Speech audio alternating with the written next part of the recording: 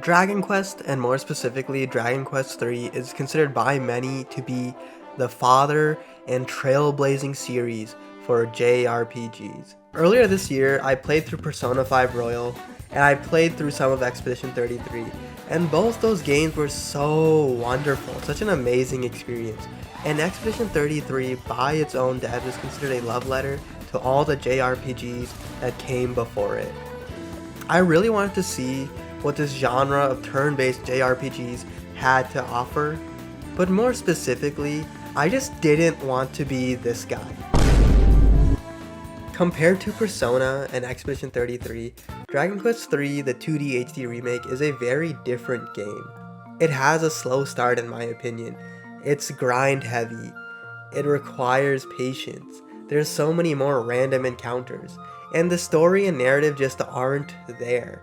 The story is honestly so bare bones that it would be a waste of time to explain it.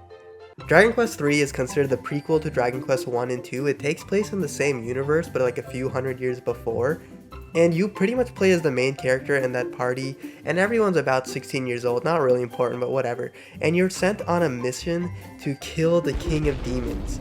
You travel from location to location, you interact with villagers, and you complete objectives until, whoopsie daisy, yep, you're done, you killed the King of Demons, yippee! But this game isn't about the narrative or story, it's really about the atmosphere. The world is just fun to explore. You run into all these cool locales, there's a fairy village, there's castles to explore, there's a ghost ship. A ghost ship? That's so cool. For the title of the series being Dragon Quest, there's actually like a surprising lack of dragons in the game. There's some random encounters and like random mobs that are dragons, and some of the bosses are like dragon-esque or actual dragons, but there's not really like a pure dragon that makes up like the whole series that you have to fight or build up to. Playing this game and then looking online has been such a humbling experience. I feel like a chud when I do it. I've been slow to progress, and I honestly thought that the start of the game was a little grindy and kind of difficult, and I decided to just look it up to see what everyone else was saying. Like, is this game actually that hard or am I bad? And I go on to Reddit, yuck, I know, and everyone's like, the game is so easy. Oh my god, why would they make the game like this? Brother, how is that real? Like, call me ugly, a filthy peon, a disgrace to the existence of what it means to be human. Like, holy crap, I didn't realize that God put the greatest gamers all in this one subreddit. Like, holy bruh. Something else that I would do is that after I beat a boss, I would look at the guide for that boss online just to see like what could I have done differently and just compare notes essentially. It would say the recommended level for this boss is like 25 and all my characters and party members at like level 30, and I still struggled like crazy. Like damn bro, I think I'm just not a capital G gamer. Something that drew me to this game, like specifically the 2D HD remake, was the 2D HD art style. I remember I saw the trailer and I was just so wowed, I was mesmerized. This looked amazing.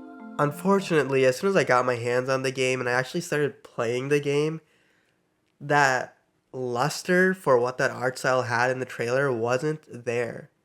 It really felt like when you have a crush on someone and you do the totally normal and healthy thing, which is to make up an unrealistic expectation and idea of this person without ever having like met or talked to them, and then you plan the wedding, children, and the name of those children, and you start to look at areas to live and nice places to raise a family. You look at Zillow listings for houses you'll never be able to afford, but you're somehow delusional enough to think that you can.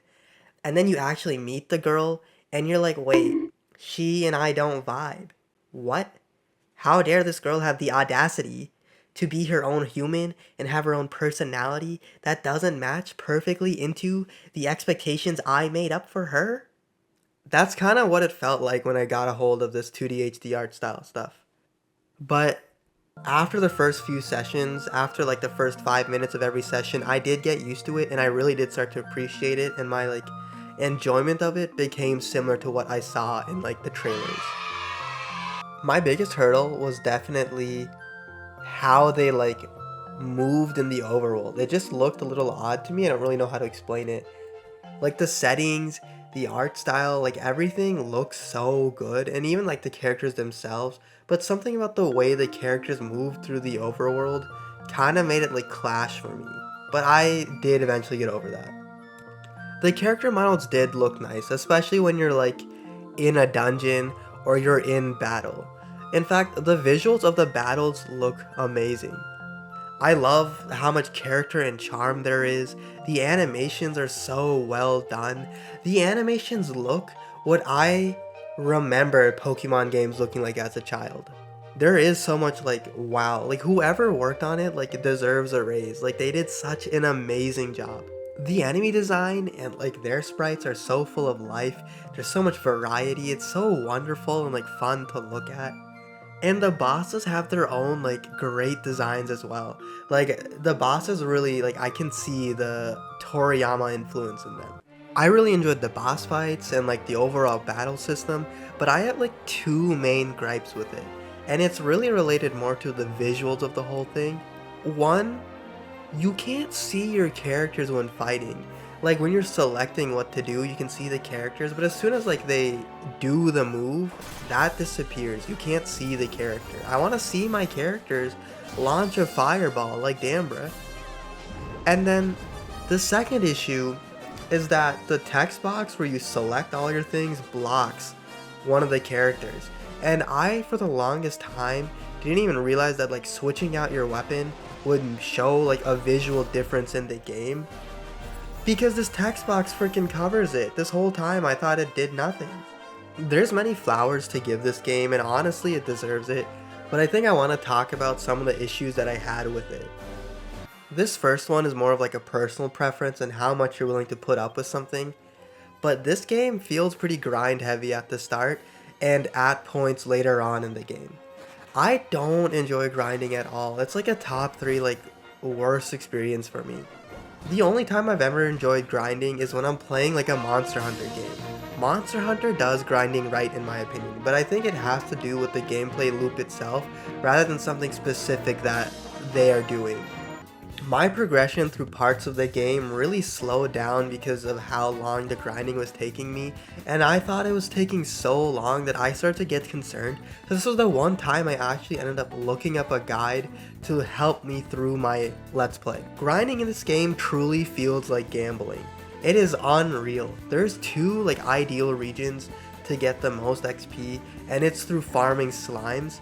In those regions, there's one region that will guarantee you some XP with like some amount of slime showing up, and then other like monsters show up that like have enough XP to warrant the fight. There's another region that is exclusively slimes, which is such an amazing thing to hear until you realize it's like exclusively slimes from all across the world and not just the metal slimes that you need to truly level up.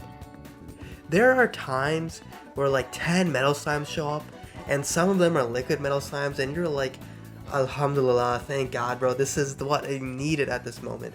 And then 9 of them will run away, and you kill one and you get like 1,000 XP. It's like, oh my God, bro. These metal slimes are actually such an annoying like creature. They're unbelievably like fast and nimble for having no limbs at all.